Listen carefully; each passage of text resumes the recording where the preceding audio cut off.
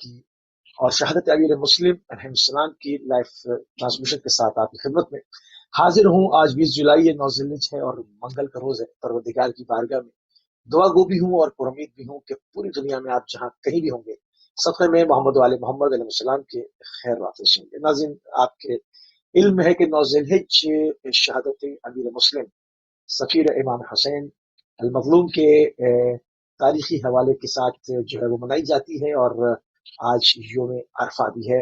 تو ان تمام چیزوں کو موضوع بحث لائیں گے، اور اس کے اوپر بات کرنے کے لیے ہمارے ساتھ موجود ہیں ہندوستان سے آپ کی جانی پہچانی پسندیدہ شخصیت، یقیناً آپ کی شخصیت کسی تعارف کی محتاج نہیں ہے۔ ہمارے ساتھ موجود ہیں علامہ سید قلبی عباس رضوی صاحب، قبلہ آپ کی خدمت میں پرساوی پیش کریں گے اور آپ کی خدمت میں سلام بھی عرض کریں گے۔ علیکم السلام ورحمۃ اللہ وبرکاتہ۔ عظم اللہ لکم الاجر انشاءاللہ جمیعا، حیاکم اللہ۔ جزاک اللہ، جزاک اللہ خیر۔ تو اپنے ناظرین کی خدمت میں ایک مرتبہ پھر جناب امیر مسلم سفیر امام حسین علیہ السلام کی بہمان شہادت کی تعزیت جو ہے وہ پیش کریں گے، کیونکہ آج سے آغاز کربلا ہوا چاہتا ہے۔ آج کربلا کا پہلا شہید یعنی جو ہے وہ آج اس کی تاریخ ہے، تو آخر میں جناب مسلم کا احوال بھی ذکر ہوگا، ان کی کس طرح سے شہادت ہوئی، اس کے مسائل بھی آپ خدمت میں پیش کی جائیں گے۔ تو آج جو یوم عرفہ ہے اور امام حسین علیہ السلام نے حج کو عمرے سے تبدیل کر کے مکے سے کربلا کی جانب جانے کا ارادہ کیا، عازم سفر ہوئے، اس کی کیا وجوہات تھیں؟ قبلہ کیا قاتلین کہا جاتا ہے کہ قاتلین جو ہیں وہ حاجیوں کے لباس میں آئے تھے، حجاج کے لباس میں قاتلین تھے جو کہ امیر شام کے حکم سے میں مکے جوخ در جوخ پہنچ رہے تھے اور امام حسین علیہ السلام کو بیت اللہ میں ہی قتل کرنا چاہتے تھے، اور حاجیوں کی طرح سے انہی صورتوں میں طواف بھی کر رہے تھے۔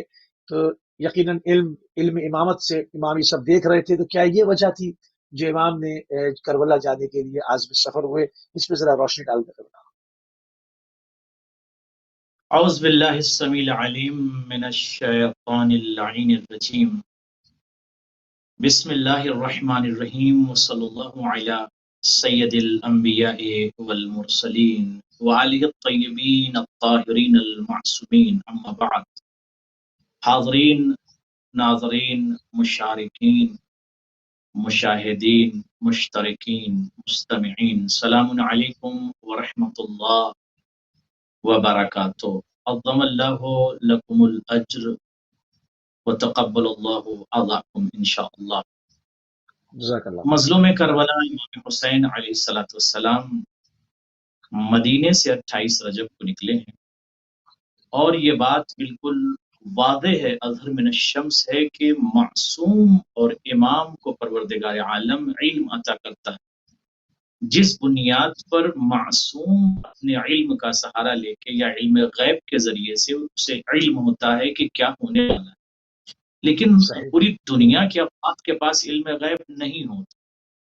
تو ایک شخصیت کے پاس علم غیب ہے مگر پوری دنیا کے پاس علم غیب نہیں ہے، لاتمام حجت کے لیے معصوم کچھ اقدامات کرتے ہیں۔ خرج الحسین علیہ السلام من المدینہ واراد الذهاب الى الکربلا مرورا من الکعبہ۔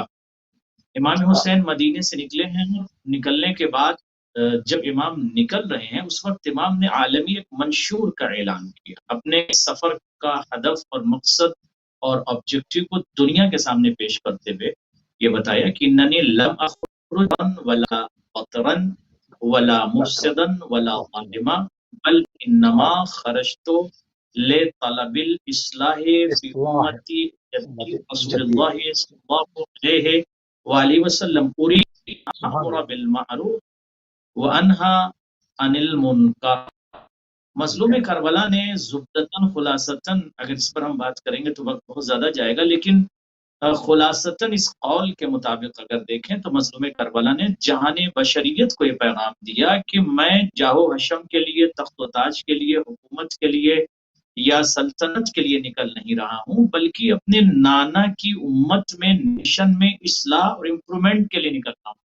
یعنی امام کی یہ رسپانسبلٹی ذمہ داری ہوتی ہے کہ جب نیشن یا امت کسی طاغی کے چنگل میں پھنس جائے یا کسی دھوکے باز کے دھوکے میں آ کر शैतानत को दीन और इस्लाम समझने लगे तो वक्त के इमाम की जिम्मेदारी होती है कि वो दुनिया के सामने इस्लाम का सही आइन और सही तस्वीर पेश करें।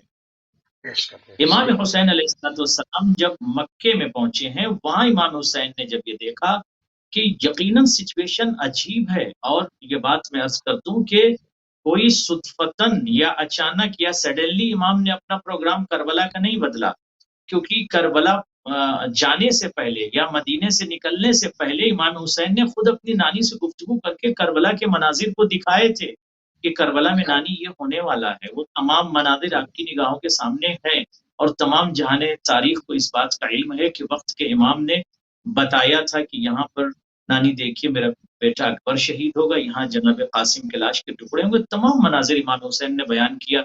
वो नानी जगह जो आप नशेब में देख रही हैं, वहां आपका नवासा 3 दिन का भूखा प्यासा शहीद कर दिया जाएगा नानी। तो वो सारा मंजर इमाम दिखा चुके थे, बता चुके थे। अब यहाँ पर इमाम हुसैन चूंकि मक्का जो है वो जहाने मुस्लिमीन के लिए एक मरकजी जगह है, अब यहाँ से पूरी दुनिया के सामने पैगाम जाना है कि इमाम हुसैन मक्के पहुंचे। अब वहां पर मक्के में काबे के अंदर या जो अफराद तवाफ कर रहे थे हरम के अंदर, या आप ये कह लें कि वो कातिलीन, मुफसिदीन, जाहिलीन, नाकिसीन आस्तीनों में खंजर छुपाए हुए थे, और उनका मकसद ये था कि इमाम हुसैन जब तवाफ करेंगे तो उस वक्त हम इमाम हुसैन को यहाँ पर कत्ल कर देंगे, शहीद कर देंगे। तो ये एक बात पूरी दुनिया के सामने वादे हो गई कि सारे लोग जो हज करने जाते हैं सब हाजी नहीं होते, हाजी की शक्ल में कभी कभी कातिल भी जाते हैं। और इस बात को इमाम हुसैन ने खुद वहां महसूस कर लिया था और देख लिया था कि यजीद की तरफ से जो एक ग्रोह, एक पार्टी, एक हिज्ब और कातिलीन का एक ग्रुप भेजा गया था, जिनका मंशा और इरादा ये था कि हम तवाफ के दरमियान एक भगदड़ मचेगी, उस भगदड़ में हम नवासे रसूल को शहीद कर देंगे। और ये वाकया दफन हो जाएगा कि मक्के के अंदर एक एक्सीडेंट हुआ था और वहां पर इमाम हुसैन को शहीद कर दिया गया। तो कातिल यहाँ छुप जाएगा, चूंकि कातिल हाजी के लिबास में होगा और कातिल यहाँ छुप जाएगा। सही सही। अच्छा, तो ये मक्के के लोकल लोग थे या बाहर से आए थे? कहा जाता है कि अमीर शाम के खास हुक्म पर शाम से जोख दर जोख जो है वो आके जो है वो हाजियों के लिबास में हज को ज्वाइन कर रहे थे। क्या इस हवाले से क्या कहेंगे आप? क्योंकि अमूमन देखें, रिवायात है, मक्के लोग जी हाँ। बिल्कुल रिवायात इस तरह की पाई जाती है कि मुख्तलिफ मुदन से उसके मुतखस्सिसीन और कातिलीन और खंजर बरदार, नेज़ा बरदार और ऐसे स्पेशलिस्ट कह लीजिए कि जो कत्ल में महारत रखते थे, उन अफराद को बाकायदा तैयार किया गया था, उनको प्लान दिया गया था कि तुम्हें किस तरह से हमला करना है और किस तरह से इमाम हुसैन को ज़मीने मक्का पे शहीद कर देना है या कत्ल कर देना है। वो सबको स्पेशली जो है उन लोगों ने तैयार किया था, और यजीद की एक खतरनाक प्लानिंग थी। और यजीद के अलावा जो पूरी इनकी नस्ल है उसमें भी दुश्मनी का एक तसलसल था, और जिस बुनियाद पर अगर इमाम हुसैन करबला न जाते, चूंकि करबला तो जाना ही था, जहाने इस्लाम को बचाना था, तशय्यो को सिर्फ नहीं बल्कि जहाने इंसानियत को इमाम हुसैन को बचाना था। तो मक्के की सरजमीन पर इमाम हुसैन ये चाहते थे कि पूरी दुनिया देख ले कि यहाँ पर हाजियों की शक्ल में कातिल मौजूद है जो हमको मार डालना चाहते हैं। जी बिल्कुल सही। अच्छा, यहाँ पर एक खुतबे का हमें जिक्र मिलता है जो कि काबतुल्लाह की छत के ऊपर खुतबा दिया जाता है, और खुतबे को कब्र बनी हाशिम मौला अबुल फज़ल अब्बास अलैहिस्सलाम खुतबा पेश करते हैं। तो क्या खुतबा आपने अपनी मर्जी से दिया है या बहुक्म इमाम हुसैन अलैहिस्सलाम इस खुतबे को जारी किया है? क्योंकि उसके अंदर बड़ी तफसीलात मौजूद हैं, बहुत ही फसाहत, बहुत ही बिलागत, बहुत ही जो है वो उसमें चश्म कुशा जो है उसके अंदर इंकशाफात किए गए। क्या इमाम हुसैन अलैहिस्सलाम ने हुक्म दिया था? यकीनन जब मजलूम करबला ने ये देखा कि सारे के सारे अफराद जो यहाँ मौजूद हैं सब हाजी नहीं हैं, और उसमें कातिल बहुत ज्यादा हैं, बल्कि कातिलीन जो है वो हाजी के लिबास में। दूसरी एक बुनियादी वजह ये थी कि लोग जो है वो मजलूम करबला इमाम हुसैन की तरफ गैर मुल्तफित थे या इग्नोर कर रहे थे, मौला को इमाम की तरफ मुतवज्जे नहीं थे। तवाफ़ खाने काबा में जो वाक़ईन हाजी थे वो मसरूफ थे, और जो कातिल थे तो उनका तो कोई अलग ही मसला था। उस वक्त इमाम हुसैन ने जनाब अब्बास से ये ख्वाहिश जाहिर की कि जनाब अब्बास आप खुतबा दीजिए। जब इमाम हुसैन अलैहिस्सलाम ने जनाब अब्बास से ये ख्वाहिश की कि आप खुतबा दीजिए, उस वक्त हाजी तमाम के तमाम जो हज करने लोग गए हुए थे, चूंकि सेंटर है काबा और पूरी दुनियाए ममलकत या दुनियाई इंसानियत से, मुदुन से, दुवल से, मनातिक से, अरादी से लोग वहां गए हुए थे और वहां पर चूंकि खुतबा देना पूरी दुनिया में मैसेज जाएगा, लिहाजा एक ऐसा मरकज है काबा, यहाँ पर एक्चुअल जो इमाम का पैगाम है बलिसाने हजरत अब्बास, जिसको हम खुतबा जनाब अब्बास कहते हैं, वो दिया गया, डिलीवर किया गया और पहुंचाया गया। जी सही सही। अच्छा, लिबासी हुज्जाज में जो छुपे हुए कातलीन थे उनको हम देखते हैं खुतबे के मतन के अंदर कि मौला अबुल फजल अब्बास अलैहिस्सलाम ने अपने खुतबे में उनको काफिर तक कहा है, उनको फाजिर तक कहा है। इसके ऊपर जरा रोशनी डालें और थोड़ी सी खुतबे के मतन के ऊपर भी रोशनी डालें। जी, देखें खुतबा माशाल्लाह बहुत ज्यादा बलागत हो, फसाहत हो, रसालत में जिसको कह लीजिए कि ममलू है ये खुतबा। और खुद भी जब मैं इस खुतबे को पढ़ता हूँ तो ये लगता है कि यकीनन ममलकत शजाअत के रईस को हजरत अब्बास कहते हैं और ये वो शख्सियत है कि जिसको मौला अली ने दुआओं में मांगा था। मौला अब्बास काबे की छत पर बगैर वक्त लिए हुए जाते हैं और जाने के बाद एक मर्तबा देखा कि ये तमाम के तमाम अफराद जो हाजियों के लिबास में जमा हैं और उसमें ज्यादातर कातिल भी हैं, राइटर भी हैं, रिपोर्टर भी हैं, रावी, रुवात, मुहद्दिसीन और कारी कुरान हैं और कुछ उसमें हाजी भी हैं। अब जरूरत इस बात की थी कि खुतबा वो दे जो मिजाज अली से आशना हो, वो खुतबा दे जो वाकईन लिसान अली हो, जो शजाअत अली का खुलासा हो, जो पैकर अली हो, जो हकीकत, जो नूर अली हो, जो अस्ल अली हो और जो दुआए अली हो। मौला अब्बास काबे की छत पे खड़े होकर कहते हैं अल्हम्दुलिल्लाहिल्लज़ी शर्रफा हाजा अशारा इलल काबती। मौला अब्बास ने एक मर्तबा काबे की छत पर जब सवार हुए और सवार होने के बाद खड़े हुए, अब वो काबे की तरफ इशारा करके खुदा की तारीफ करके कहते हैं कि तमाम तारीफ उस खुदा की है जिसने इस काबे को मुशर्रफ किया बेकुदूमे अभी है। अब यहाँ पर गौर करने की जरूरत है कि दुनिया जिस बैत को, जिस घर को मुशर्रफ, मुअज्जज, मुबज्जल, मोहतरम, बहुत ज्यादा लायक एहतराम दुनिया समझ रही थी, उसकी तरफ दौड़ रही है, भाग रही, तवाफ कर रही है, मौला अब्बास ने इस लफ्ज से दुनिया जहान को ये बताया कि इस काबे को ताजीज़ो, तब्जीलो, तकरीमो, तौकीरो, तनवीर जिस जात से अता हुई है उस जात को हजरत अली कहते हैं। यानी शर्रफा हाजा, इशारा किया काबे की तरफ, कहा ये काबा तो साहिब इज्जत बना उनके बाबा की वजह से। जनाब इमाम हुसैन की तरफ इशारा किया और इशारा करके मौला बताना ये चाहते थे कि वो शख्सियत, वो जात जिसकी बुनियाद पर इस काबे को इज्जत मिली, तुम उसे छोड़कर, वारिस काबा को छोड़कर, दलील काबा को छोड़कर, नुक्ता काबा को छोड़कर, हुज्जत काबा को छोड़ के तुम जेदार की तरफ भाग रहे हो, तुम काबे की तरफ भाग रहे हो। इमाम हुसैन की तरफ तुम्हारी इल्तिफात नहीं। यानी इमाम हुसैन वो शख्सियत है, वो जात है कि जिसकी बुनियाद पर काबे जैसे घर को इज्जत मिली है इनके बाबा की वजह से। तो अगर इनका बाबा इतना अदीम, अच्छा यहाँ पर हजरत अब्बास ने एक अदीम बात और ये पेश की कि बाबा तो हजरत अब्बास के भी है मौला अली, लेकिन बरादर हो तो ऐसा, भाई तो ऐसा, ये नहीं कहा मेरे बाबा की वजह से, अपने शरफ व ताजीज का ऐलान नहीं किया। इमाम हुसैन का यहाँ पर इंट्रोडक्शन करें कि ये वो शख्सियत तुम्हारे सामने खड़ी हुई है कि जिसके बाबा की वजह से इस काबे को इज्जत मिली। उसके बाद कहते हैं अल्लज़ी बिलम से काना बैतन अस्बहा क़िबलतन। अब यहाँ गौर कर लें, कहते हैं ये तो घर था कल तक, जिसका तुम तवाफ कर रहे हो ये सिर्फ घर था, हाउस था। अस्बहा क़िबलतन, ये किबला हो गया। कैसे किबला हो गया? इनके बाबा की वजह से, यानी इनके बाबा की विलादत या इनके बाबा के कदम की वजह से जो घर किबला बन जाए रात को हुसैन के। यहाँ पर उसके बाद मौला अब्बास ने जो जुमला कहा, अब यहाँ जब खिताब करने लगे, राइटर और रिपोर्टर कहते हैं कि जब मिजाज अली, शजात अली और हकीकत अली और जुरत अली और शजात मौलाए मुत्तकियान हजरत अब्बास लिसान अली बनकर खुतबा दे रहे, मतलब राइटर, रिपोर्टर, रुवात और कातिब और कुत्ताब तमाम जमा थे। ये खुतबा कौन दे रहा है? काई मुश्किल कुशा के बेटे हजरत अब्बास खुतबा दे रहे हैं। ये वाकईन शजात व बसालत व हमास का रईस है और अम्बल है ایک مرتبہ رائٹر نے قلم اٹھائے، کون بول رہا ہے؟ کہا حضرت عباس ہیں، حضرت علی کے بیٹے بول رہے ہیں، یعنی عباس ابن علی۔ اب خطاب کر کے یہ کہا، دیکھیے آسان بات نہیں ہے کہ آپ حاجی کو غیر حاجی کہہ دیں تو حاجی ناراض ہو جاتے ہیں، لڑنے کے لیے تیار ہو جاتے ہیں۔ چہ جائے کہ حرم کے اندر حضرت عباس کہتے ہیں ایھا الکفرۃ الفجرہ، یہاں پر ایک اللہ مرتبہ باصل اور شجاع حضرت عباس نے خطاب اور مخاطب قرار دیا ان افراد کو جو لباس حجاج میں تھے، کہتے ہیں ایھا الکفرۃ الفجرہ، اے کافر، اے فاجر۔ اب رائٹر یہاں گھبرا گئے، ارے یہ تو لباس حاجی میں، مسلمان حاجی تو میں خانہ چھوڑیے، ان کعبہ کو میں کھڑے کافر اب کون کہہ رہا ہے؟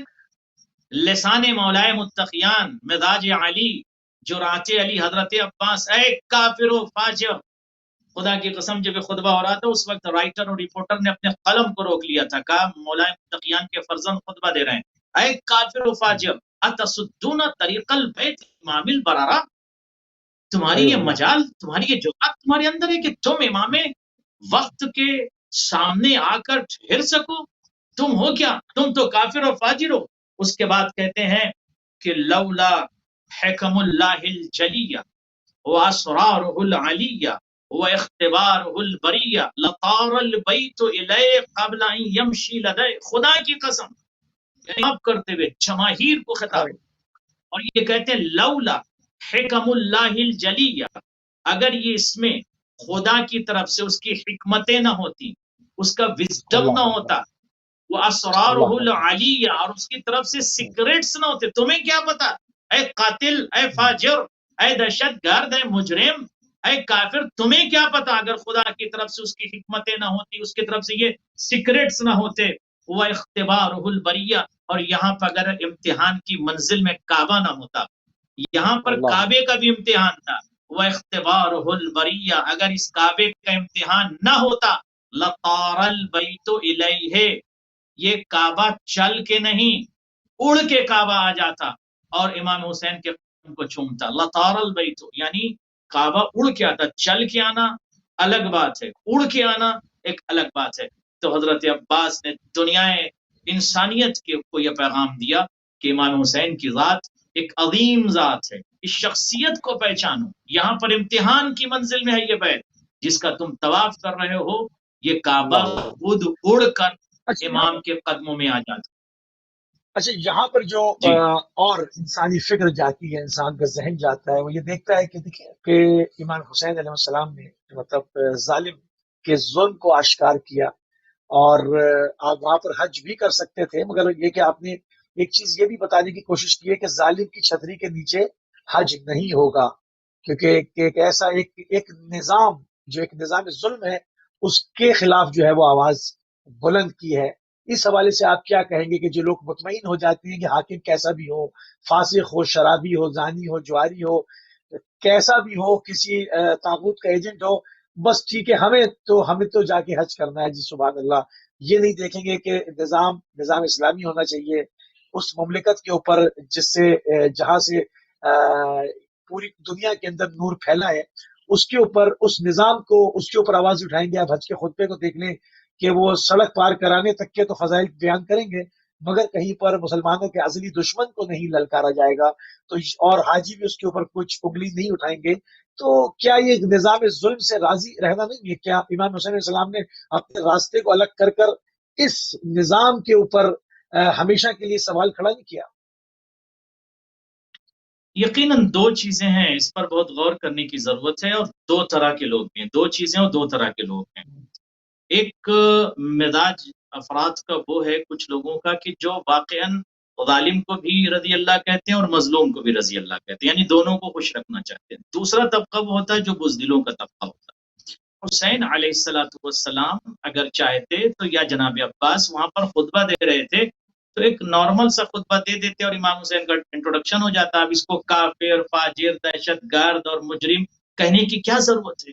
یعنی امام حسین طاغی کے خلاف، دہشت گرد کے خلاف، مجرم کے خلاف، طغات کے خلاف، بغات کے خلاف ایک آواز بلند کر رہے ہیں، اور ایسے مرکز سے آواز بلند کروا رہے ہیں جناب عباس کے ذریعے، تاکہ یہ سنت بن جائے کہ فاسق کو فاسق کہیے، فاجر کو فاجر کہیے، قاتل کو قاتل کہیے، مجرم کو مجرم کہیے۔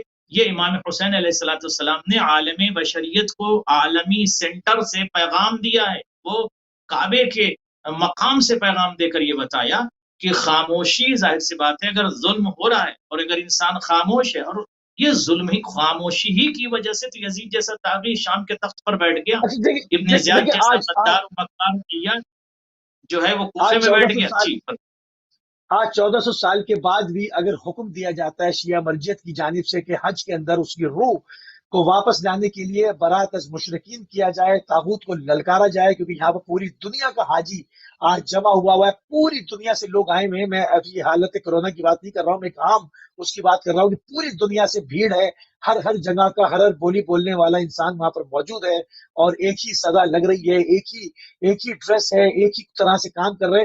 اس میں وہاں پر اس کی روح کو واپس لانے کے لیے برات از مشرکین کا جب نعرہ لگتا ہے کہ اصل جو مسلمانوں کا دشمن ہے وہ کون ہے، تو ہم یہ دیکھتے ہیں کہ کیا اس کا یہ پورا تسلسل ہے جو آپ خطبے کے الفاظ بیان کر رہے ہیں، جو اس کا متن بیان کر رہے ہیں، کیا یہ جا کر اس کے ساتھ بالکل نتھی نہیں ہو جاتا کہ آج بھی اہل بیت علیہ السلام کے جو پیروکار ہیں وہ دشمن کے آگے سینہ سپر ہے اور اس کو للکار رہے ہیں، اور یہی وجہ ہے کہ جو بیٹھ کے خطبہ دے رہے ہیں اپنے امام کعبہ کہہ رہے ہیں، وہ یہاں پر جو ہے وہ امام حسین علیہ السلام کی سنت سے بہت دور نظر آتی ہے، اس کے اوپر بات نہیں کرتے. اس حوالے سے کیا فرمائیں گے آپ؟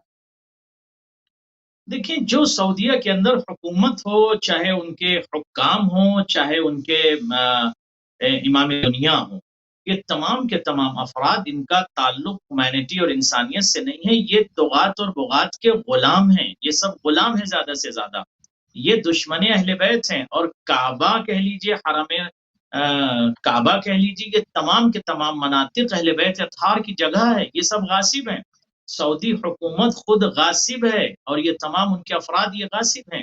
تو ضرورت اس بات کی ہے کہ یقیناً جو اہل بیت اطہار کا محبت اہل بیت اطہار کی اپنے دل میں رکھتے ہیں اور اہل بیت اطہار سے محبت کرتے ہیں، ان کی ذمہ داری ہے، ان کی ذمہ داری ہے کہ یقیناً وہ آواز اٹھائیں. اب وہ کسی شکل میں ہو، کسی انداز میں ہو، جس طور سے ہو، چاہے بولنا ضروری ہے. جیسے ایک شعر مجھے یاد آ رہا ہے یہاں ہندوستان کے شعر کا، کہ بسم اللہ بسم اللہ.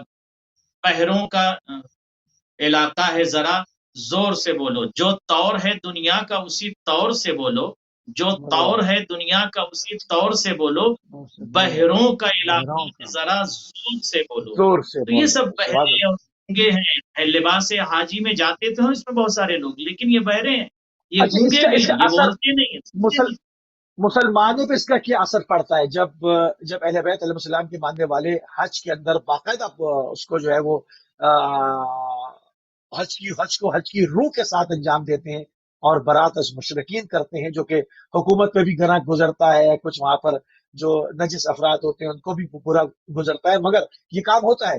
تو اس سے کیا اثرات ایک عامت مسلمین کے اوپر کیا اثرات اس کے مرتب ہوتے ہیں؟ ایک عام حاجی جو فرزند توحید بن کے جا رہا ہے، جو متعصب نہیں ہے، جو اہل بیت سے بھی محبت کرتا ہے، جس کو نہیں معلوم ہے کہ اسلامی تاریخ میں کیا کچھ ہوا، جب وہ دیکھتا ہے کہ ہاں بھائی یہ بات جو ہے وہ جرات مندی کے ساتھ جو ہے وہ ایک ڈنکے کی چوٹ پہ کی جا رہی ہے، اور یہاں پر تمام حاجیوں کے اجتماع کا بھرپور جو ہے وہ اس کا حق ادا کیا جا رہا ہے کہ یہاں پر مسلمانوں کے دشمن پہ للکارا جا رہا ہے اور مسلمانوں کو آگاہ کیا جا رہا ہے، جو کہ حکومت کو کرنا چاہیے تھا، جو کہ خادمین حرمین شریفین کے ٹائٹل رکھنے والوں کو کرنا چاہیے تھا. وہ ان کے ساتھ شرابیں پیتے ہوئے ان کی فوٹیج آتی ہیں، اور یہاں پر جو ہے وہ حاجی آتے ہیں مرجعیت کی جانب سے برات از مشرکین جیسے عظیم فرض کو نبھاتے ہیں. تو اس کا عام عامت المسلمین پہ کیا اثر پڑتا ہے؟ دیکھیں، اپنے آپ کو رہبر مسلمان کہنا، یعنی یہ ملک اپنے آپ کو رہبر کہتا ہے یا مرکز کہتا ہے کہ تمام جہان اسلام یا جہان مسلمین کا یہ مرکز ہے.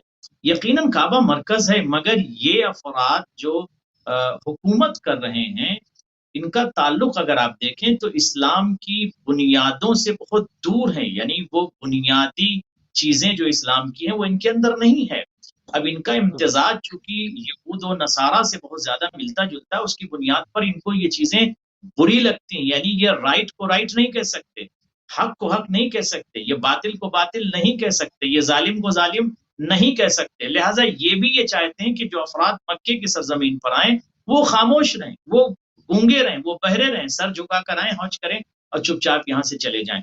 دیکھیں ضرورت اس بات کی ہے کہ وہ افراد جو واقعاً امام حسین کو مانتے ہیں اور زمین کربلا سے حریت کا پیغام لیتے ہیں اور باطل کی آنکھوں میں آنکھیں ڈال کر بولنے کی ہمت رکھتے ہیں، وہ واقعاً کربلائی، واقعاً حسینی ہیں. لیکن دو طرح کے لوگ ہیں، ایک تو پریکٹیکل حسینی، دوسرے افراد جو ہیں وہ صرف اور صرف محرم کا چاند نمودار ہوتا ہے تو امام حسین کے خیمے میں بیٹھ جاتے ہیں، مگر وہ پریکٹیکل حسینی نہیں ہے. انہوں نے جرات کا درس یا بصالت کا درس یا ہمت کا درس یا باطل کے سامنے ڈٹ کے بولنے کا درس یقیناً کربلا سے نہیں لیا. اگر لیا ہوتا تو جس طرح سے کچھ مسلمان پوری دنیا میں ڈٹ کر حق بات سچ بات بولتے ہیں، پوری دنیا بولنے لگے. لہٰذا ضرورت اس بات کی ہے، میں یہ بات یہاں سے کہنا چاہتا ہوں کہ ضرورت اس بات کی ہے کہ ایک عالمی انقلاب آئے، اور عالمی انقلاب اس وقت آئے گا جب آپ ظلم کے خلاف آواز اٹھائیں گے.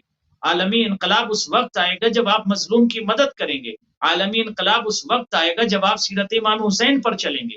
حج کر لینا تمام جہان اسلام کا کافی نہیں ہے، حج کے ساتھ اچھا ساتھ ان کے اندر حسینی کردار ضروری ہے. تھوڑی سی حج پہ روشنی ڈالیں نا کہ پروردگار یہاں پہ جمع کیوں کرنا چاہتا ہے، کیوں جو ہے وہ روی کرائی جا رہی ہے، کیوں جو ہے وہ سارے مناسک حج جو ہیں وہ انجام دی جا رہے ہیں. اس کو اگر ایک روایت بنا لیا جائے، اس کو ایک جو ہے وہ ایک رسم بنایا جائے اور اس سے کچھ حاصل نہ کیا جائے تو فائدہ کیا ہوا جس میں آپ لاکھوں کروڑوں روپے بھی خرچ ہو رہے ہیں، وقت بھی لگا رہے ہیں، آ بھی رہے ہیں. کیا صرف ثواب کی خاطر تھا؟ تو پروردگار تو دونوں ہاتھوں سے خیر کثیر بانٹتا ہے انسان کو، اس کے اپنے گھر میں بیٹھے ہوئے وہیں پر بھی حج کا ثواب دے سکتا ہے، اس کو کون روکنے والا ہے؟ تو یہ بلانے کا مقصد، یہاں پر یہ پورا ایک ورک شاپ لگانے کا مقصد، اس میں سے وہ کندن بنانا چاہتا ہے، اس میں سے وہ اس حرارت سے گزارنا چاہتا ہے. تو کیا وہ اس طرح چاہتا ہے کہ آپ ایک رسم ادا کر کے چلے جائیں؟ کچھ تو وجہ ہوگی نا قبلہ. دیکھیے پروردگار کو ضرورت نہیں ہے کہ جہاں انسانیت کو یہ آواز دے کہ آؤ اور آ کر جو ہے وہ حجر کا طواف کرو. بیت کیا ہے؟ حجر سے، پتھروں سے بنا ہوا ہے. اسے ضرورت نہیں کہ افریقہ کے لوگ اتنی زحمت کر کے آئیں اور پتھر کا طواف کر لیں، اس بیت کا، اس گھر کا کریں اور صفا مروہ کے درمیان دوڑیں اور اس کے بعد جو ہے وہ ایک مقام پر ہرولہ کریں، اچکیں جہاں پر اچکنا بھی ہے، دوڑنا بھی ہے. اب یہ سب چیزیں کرنے کی کیا ضرورت ہے؟ مگر پروردگار عالم یہ تمام چیزیں اپنی ذات کے لیے نہیں چاہتا ہے کہ یہاں پر حج کرو تو میری ربوبیت میں اضافہ ہو جائے گا، لبیک و سعدیک کہو تو میری رزاقیت میں اضافہ ہو جائے گا، یا مجھے اللہ اکبر کی آواز بلند کرو تو میں بڑا ہو جاؤں گا. وہ بڑا ہے، بڑا رہے گا. دنیا انسانیت اسے اللہ اکبر کہے یا نہ کہے، نہ وہ بڑا ہوتا ہے کسی کے کہنے سے، نہ ہوتا ہے کسی کو چھوٹا کرنے سے. یہاں پر جو اصل مقصد ہے وہ اہل بیت اطہار کے فضائل کو بیان کرنا ہے، یہاں پر شاعر اللہ کی طرف متوجہ کرنا ہے. اب قرآن کی آیت اٹھا کر پڑھیے، کیا کہتی ہے قرآن کی آیت؟ ان الصفا والمروہ.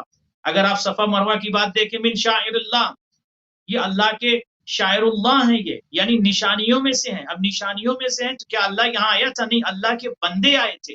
جناب کی یاد دلانا ہے، جناب حاجرہ کی یاد دلانا ہے، امام حسین کا وہ سارا منظر یاد دلانا ہے، امام حسین کا مکے میں ٹھہرنا یاد دلانا ہے، خطبہ جناب عباس کو دنیا کے سامنے پہنچانا ہے. اب یہ ایک مرکز کی ضرورت تھی جہاں پر جہان انسانیت جمع ہو جائے اور جمع ہو کر اہل بیت اطہار کے فضائل کو سمجھے، اہل بیت اطہار کے مناقب کو سمجھے اور ان کے پیغامات کو سمجھے. پیغامات کو سمجھے، چونکہ جو بھی پیغامات اہل بیت ہیں وہ پیغامات خدا ہیں. اس کے علاوہ اگر دنیا بھٹکتی ہے، دوسروں کی طرف بھٹک جاتی ہے، یعنی جو دنیا دار لوگ ہیں تو ظاہر سی بات ہے ان کے پاس دین نہیں ہے، ان کے پاس مذہب نہیں ہے، ان کے پاس ہیومینٹی نہیں ہے. تو یہ مور اسینشل اور امپورٹنٹ ہے کہ یہاں پر شاعر اللہ کی طرف بچے کرنا ہے.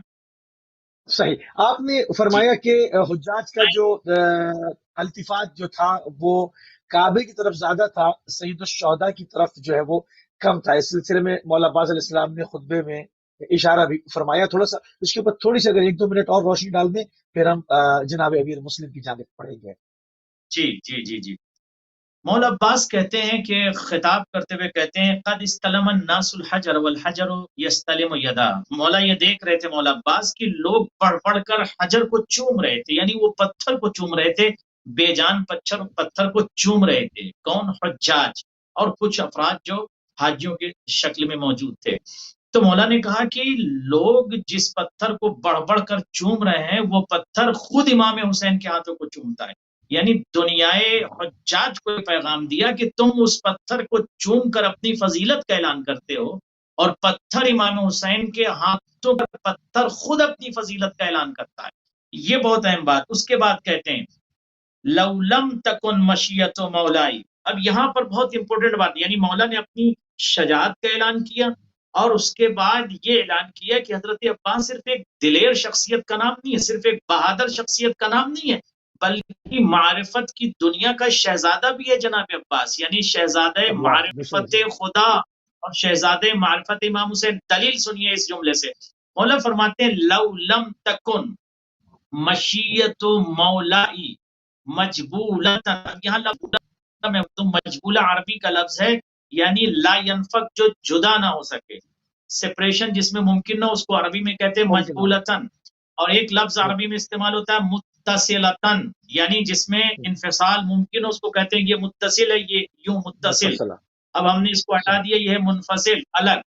تو مولا نے یہاں اتصال استعمال نہیں کیا، کہتے ہیں لو لم تکن، یعنی مجبولتن، یعنی وہ جس میں سپریشن یا جدائی ممکن نہیں ہے. لو لم تکن مشیت مولائی، مولا فرماتے ہیں خدا کی قسم اگر میرے مولا کی مشیت کا اتصال یا تعلق یا رابطہ خدا سے نہ ہوتا، لو لم تکن مشیت مولائی مجبولتن من مشیت الرحمن، یعنی معرفت کا عالم یہ ہے کہ مولا عباس یہ جانتے ہیں اور یہ پہچانتے ہیں کہ میرے مولا حسین کی مشیت اور خدا کی مشیت آپس میں ایک دوسرے سے اس میں اتصال ہے، جدائی ممکن نہیں ہے. اگر کہتے ہیں لو لم تکن مشیت مولائی مجبولتن من مشیت الرحمن لوقعت علیکم کالصقر الغضبان علی اسافیر الطیران. خدا کی قسم اگر میرے مولا کی مشیت خدا کی مشیت نہ ہوتی، میرے مولا کی مشیت خدا کی مشیت نہ ہوتی، یعنی امام حسین کے چہرے کو پڑھ کر یا معرفت کا عالم یہ ہے کہ مولا عباس جانتے ہیں کہ میں شجاع ہوں، بہادر ہوں، دلیر ہوں، دعاؤں میں مانگا گیا ہوں، سب کچھ ہے میرے پاس، مگر میں مشیت حسین کو دیکھ رہا ہوں اور مشیت حسین مشیت خدا ہے. اگر میرے مولا کی مشیت خدا کی مشیت نہ ہوتی تو میں تمہیں ٹکڑوں میں تقسیم کر دیتا. تو یہ بات مولا عباس نے بتایا کہ کل یہ سوال ہوگا کہ دعاؤں میں مانگا تھا، کربلا میں کیوں نہیں مولا عباس نے حملہ نہیں کیا؟ اسی لیے نہیں حملہ کیا کہ حسین کی مشیت کو مولا عباس دیکھ رہے تھے. اس کے بعد جملہ سن لیجیے، خطاب کرتے ہوئے کہتے ہیں اتخوفون قوما یلعبون بالموت فی طفولیتہم فکیف الحال فی رجولیتہم. اے بدکار، اے مجرم، اے غدار، اے کافر و فاجر، تم ہمیں موت سے ڈراتے ہو، تم ہم لوگوں کو موت سے ڈراتے ہو. موت سے ان کو ڈراتے ہو جو آغوش مادر سے موت سے کھیلتے ہوئے چلے آئے ہیں، یعنی موت تو ہمارے لیے کھلونا ہے. جو بچپن میں موت سے کھیلتا ہوا ہو اس کی جوانی کا عالم کیا ہوگا.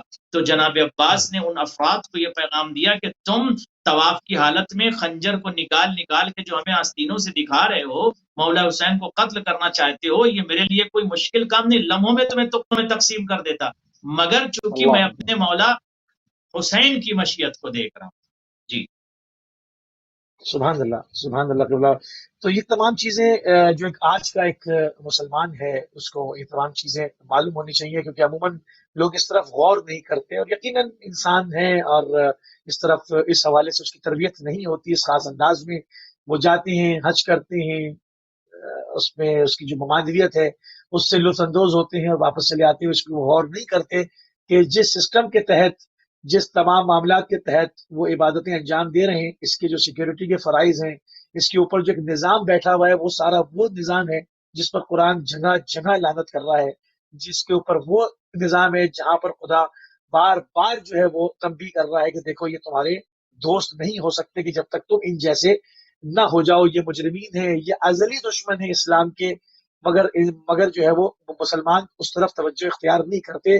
تو یہ واحد جو مکتب اہل بیت علیہ السلام ہے وہ یہ آواز لگاتا ہے، اور اس کو شرف حاصل ہے 1400 سال سے کہ وہ طاغوت کے سامنے سینہ سپر ہے، مظلوم کی مسلسل حمایت جاری ہے. کون للظالم خصما وللمظلوم عونا، جہاں بالمؤمنین کی یہ وصیت واضح الفاظ میں ہو. گو کہ یہ وصیت کا جملہ ہے قبلہ امام حسن مجتبی علیہ السلام کی جانب، مگر قیامت تک کے لیے ایک اصول دے دیا جس کے اندر کسی فرقے کو، کسی چیز کو، کسی مذہب کو بیچ میں نہیں لائیں. ہر مظلوم کی یاوری کا حکم ہے اور ہر ظالم کے آگے ڈٹ جانے کا حکم ہے. تو یہ ایک برتری ہے، ایک فضیلت ہے، ایک افضلیت ہے، اور ایک اس کے اندر ایک خوش ہونے والی ایک انسا ایک بات ہے کہ 1400 سال سے ہماری روشن تاریخ ہے کہ ہم ظالم کے سامنے ڈٹے رہے، کیونکہ ہم نے ہزاروں لاکھوں کروڑوں جانے دی ہیں مگر ظالم کو للکارا ہے۔ تو یہاں پر جو برات از مشرکین ہے اور یہ تمام چیزیں ہیں، اس سے کیا ہم حج کی اصل روح کو پیدا کرنے میں کامیاب ہو پاتے ہیں؟ جی ماشاءاللہ، سوال آپ کا طویل ہے لیکن اس کا زبدتاً جواب یہ ہے جی سوال آپ کا ماشاءاللہ طویل ہے، مگر اس کا جی جی زبدتاً جواب یہ ہے کہ اس وقت جو حالات ہیں دنیا کے، میں یہ سمجھتا ہوں کہ زیادہ تر حالات ابن زیاد جیسے، یعنی ابن زیاد نے جو غدر اور دھوکہ اور مکر کے ذریعے سے لباس اسلام کو کہہ لیجئے اس نے پہنا تھا، اور باقاعدہ اس نے دھوکے سے خود کو کوفے اس نے پہنچایا، اور وہ سارا منظر آپ کے سامنے ہے۔ اسی سیرت کو کچھ لوگ اپنا کر دھوکے سے وہ دھوکہ دے رہے ہیں، یعنی دھوکے سے خود اپنے آپ کو آگے لے کر آئے دھوکہ دے کر لوگوں کو، اور جہانے انسانیت کو دھوکہ دے رہے ہیں۔ ہمارے بہت سارے ایسے یوں کہہ لیجئے کہ نادان بھائی یا نادان افراد یا نادان دوست ہیں جن کو یقیناً اسلام کی صحیح پکچر کے بارے میں نہیں معلوم، اسلام کی صحیح تصویر نہیں معلوم، کربلا کا صحیح میسج نہیں معلوم، امام حسین کا صحیح پیغام نہیں معلوم، وہ صحیح طریقے سے ابھی تک سمجھ ہی نہیں پائے کہ اہل بیت کس ذات کو کہتے ہیں۔ اب آپ دیکھیں کہ جب اس وقت کے جو حالات تھے، اور جب یزید نے یہ حالات محسوس کیا کہ کوفے کے اندر جو نعمان ہے وہ حالات پر کنٹرول نہیں کر پائے گا، تو اس نے انتخاب کیا ایک ایسے مکار شخص کا جس کو ابن زیاد کہتے ہیں۔ اور ابن زیاد جو ہے جب کوفے میں داخل ہوا ہے، ابن زیادہ ہم لوگ اس کو کہتے ہیں، ابن زیاد، تو وہ جب داخل ہوا ہے وہاں پر، تو آپ دیکھیں کہ کس مکاری کے ساتھ داخل ہوا۔ یعنی جب اہل کوفہ کو یہ پتا چلا کہ امام حسین آنے والے ہیں، اس نے اسی شکل کا لباس پہنا، قبا اسی طرح کی سلوائی، اسی انداز میں اپنے ہیکل کے ساتھ وہ کوفے میں داخل ہوا۔ اور جب داخل ہوا تو لوگ یہ سمجھ رہے تھے، جو کوفی تھے وہ سمجھ رہے تھے کہ امام حسین علیہ السلام تشریف لا رہے ہیں۔ اب جب وہ داخل ہو گیا دارالامارہ کے اندر داخل ہو گیا اپنی افواج کے ساتھ، تب اس نے جو ہے نقاب الٹ کر نعمان سے کہا کہ میں جو ہوں وہ ابن زیاد ہوں۔ تو اس طرح سے غدر اور مکاری کے ذریعے سے جو افراد اپنے آپ کو آگے لے کر آتے ہیں، اور ان کی تاریخ آج ہمارے سامنے موجود ہے، اور پھر بھی لوگ ابھی کربلا کا ذکر قریب آنے والا ہے، اور بہت جلد لوگ جو امام حسین کا تذکرہ کریں گے، مصائب سنیں گے، امام حسین کی شہادت کا واقعہ پڑھیں گے، سنیں گے۔ ضرورت اس بات کی میں اس وقت یہ کہنا چاہتا ہوں کہ یقیناً یہ پوری دنیا کو سمجھ لینے کی ضرورت ہے کہ صرف اور صرف امام حسین علیہ السلام کی سیرت پر چل کر ہی طاغی سے لڑا جا سکتا ہے، اس کے سامنے ڈٹ کر کھڑے رہ سکتے ہیں، اس کا مقابلہ کر سکتے ہیں، ورنہ تاریخ انسانیت میں زیادہ تر لوگ بزدل ہیں، اور کسی میں جرأت نہیں ہے کہ صحیح طریقے سے پیغام انسانیت، پیغام اسلام، پیغام دین دنیا تک پہنچا سکے۔ جی صحیح۔ بلا فاصلہ جو ہے وہ جناب امیر مسلم سفیر امام حسین علیہ السلام کا ذکر کریں گے، جن کی بہت ہی مظلومانہ شہادت ہے، اور جن کی جنگ کوفے کی گلیوں میں بہت شجاعت کے ساتھ آپ نے لڑی ہے، جس میں آپ نے جو کہ ایک رسالے کے رسالے الٹ دیے، اور مزید فوجیں جو ہے وہ منگانا پڑیں۔ جب کہا گیا کہ ایک آدمی کو زیر نہیں کر پا رہے ہو، تو جواب دیا گیا کہ بنی ہاشم کا چاند ہے، بنی ہاشم کا جو ہاشمی فرزند ہے، تو تم اس کو کیا عرب کا کوئی بنیا بقال سمجھ رہے؟ تاریخ نے سارا اس کو جو ہے وہ قلم بند کیا، بھی تفصیل کے ساتھ قبلہ سے سنیں گے۔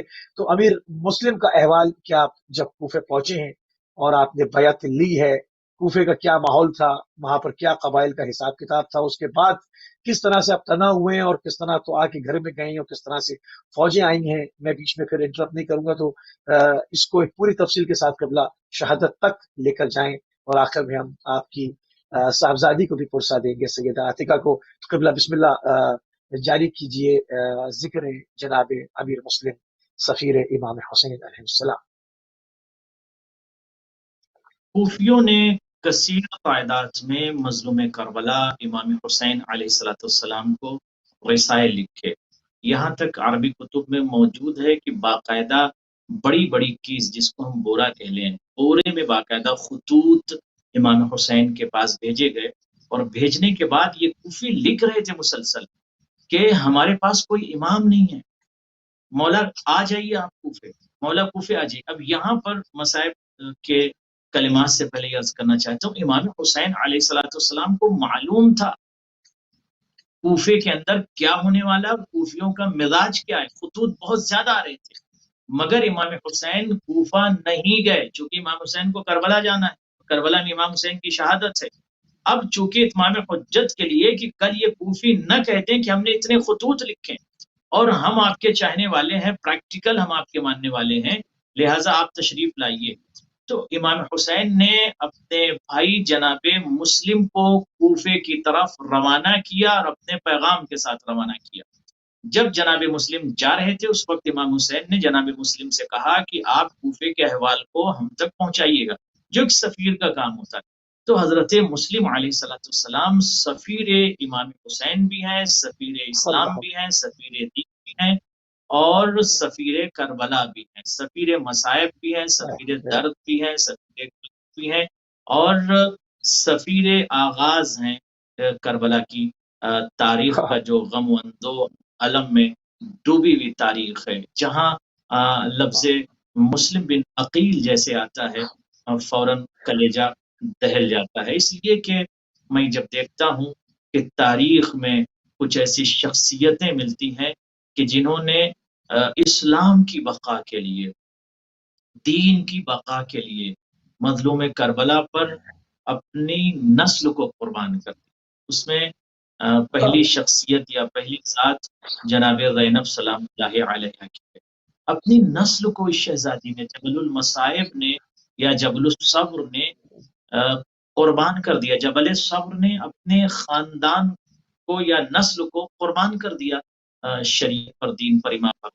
دوسری شخصیت جناب مسلم بن عقیل کی ہے، جنہوں نے اپنی نسل کو دین پر قربان کر دیا۔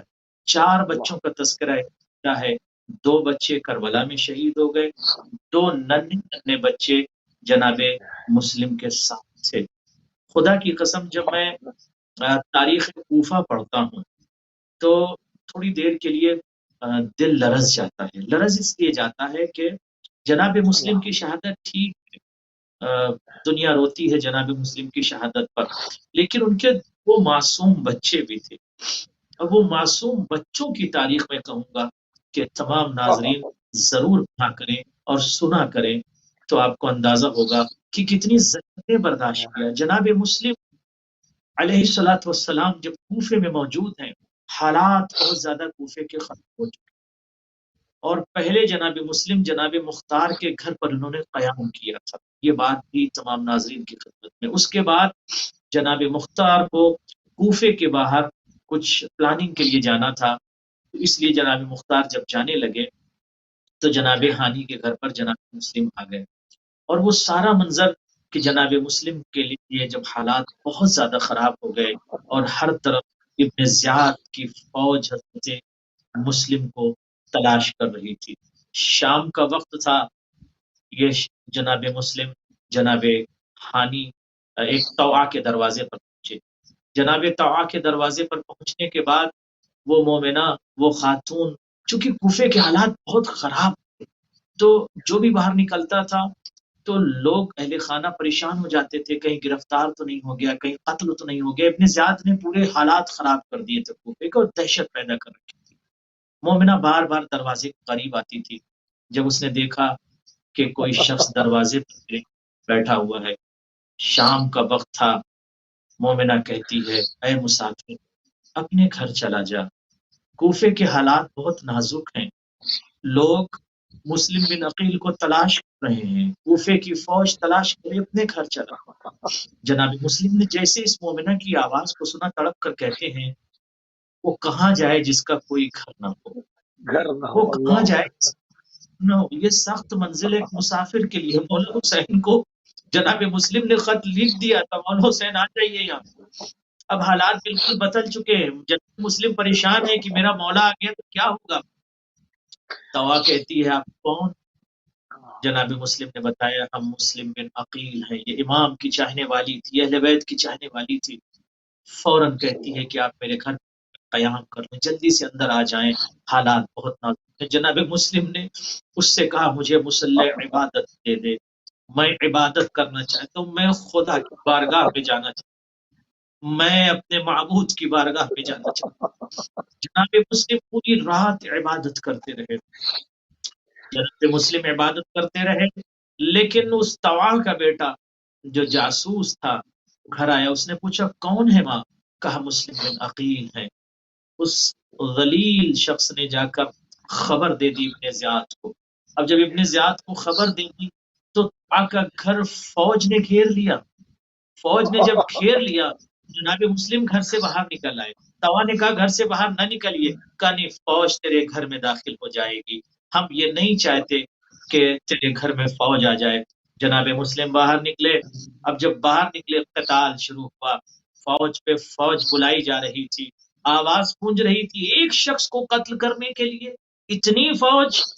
یہاں سے آواز دی گئی ہاں چونکہ وہ شخص مسلم بن عقیل ہے، بنی ہاشم کا شیر ہے، کوئی عرب کا بنیا یا بقال نہیں ہے، کوئی عام شخص نہیں ہے، یہ شیر ہے بنی ہاشم کا، تو اسے مارنے کے لیے افواج درکار ہے۔ بہت زیادہ فوجیں بلائی گئیں، لیکن جناب مسلم کو قتل نہیں کر پا رہے تھے۔ اب دھوکے سے انہوں نے یہ کیا کہ ایک گڑھا کھودا اور اس حملہ شروع کیا، اور شروع کرتے ہوئے جناب مسلم مسلسل حملہ ہونے لگا۔ اس وقت جناب مسلم کے دندان بھی وہاں پر زخم، ہونٹ پر بھی لگے، دندان پہ بھی زخم لگے۔ المختصر عظم اللہ لکم الاجر، خدا کو کوئی غم نہ دے، جناب مسلم کو گرفتار کر لیا گیا۔ جب گرفتار کر لیا گیا تو ایک مرتبہ ایک ظالم نے جناب مسلم سے کہا مسلم سامنے تمہارے امیر کھڑا، اس کو سلام تم نے نہیں کیا۔ تڑپ کر سر اٹھاتے ہیں جناب مسلم اور کہتے ہیں میرا امیر صرف امام حسین، میرا امیر صرف جناب امام حسین ہیں۔ اللہ اکبر۔